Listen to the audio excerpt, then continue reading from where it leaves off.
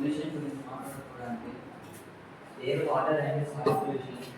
ఇప్పుడు మనం ఎయిర్ లేకుండా 1 to 2 minutes బ్రతకగలుగుతాం అంతే. అదే మనం కాలుష్యం వెహికల్స్ వాడి దాన్ని కాలుష్యం చేసుకుంటే కాలుష్యమైన గాలిని పీల్చుకుంటే సగ జీవితాన్ని అనుభవించాలి. మంచి మంచి గాలిని తీసుకొని పూర్తి జీవితాన్ని అనుభవించడం.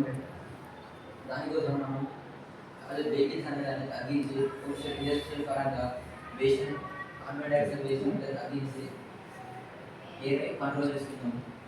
అదే ఆ కాలుష్యమైన ఎయిర్ పీల్చుకోవడం వల్ల లంగ్ క్యాన్సర్ ఇంకా డిఫరెంట్ టైప్స్ ఆఫ్ డిసీజ్ వచ్చి తొందరగా మరణించడానికి అవకాశం ఉంది.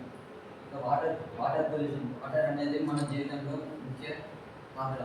వాటర్ లేకుండా 1 to 5 days బతకగలుగుతాం అంతే. వాటర్ అనేది మనకి ప్రతి ఒక్క జీవికి జీవనాధారం.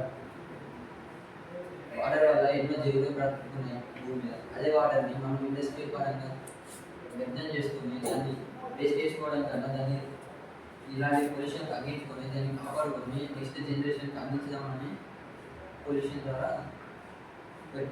కండక్ట్ చేసుకోవడం జరుగుతుంది. Soil pollution. ఇవాళ రేపు మనం ప్లాస్టిక్ బ్యాగ్స్ వాడడం వల్ల సాయిల్ పొల్యూషన్ అనేది దారుణంగా జరుగుతుంది. ఇది మనం ఇంట్లో వాడిన వెజిటేబుల్స్ వేస్ట్ వల్ల దాన్ని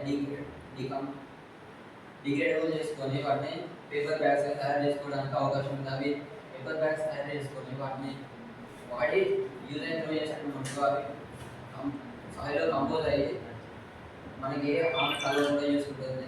దీనివల్ల మనకి అండ్ చెట్లకు కూడా ఎంతో బెనిఫిట్ ఉంది. ఇప్పుడు ఈ పొల్యూషన్ అనేది మన జీవితంలో ఒక సినిమా లాంటిది. ఈ సినిమాని చూసిన వెంటనే మర్చిపోతాం. మళ్ళీ పొల్యూషన్ కూడా చూసి మర్చిపోవాలి. కాలుష్యం చేయకుండా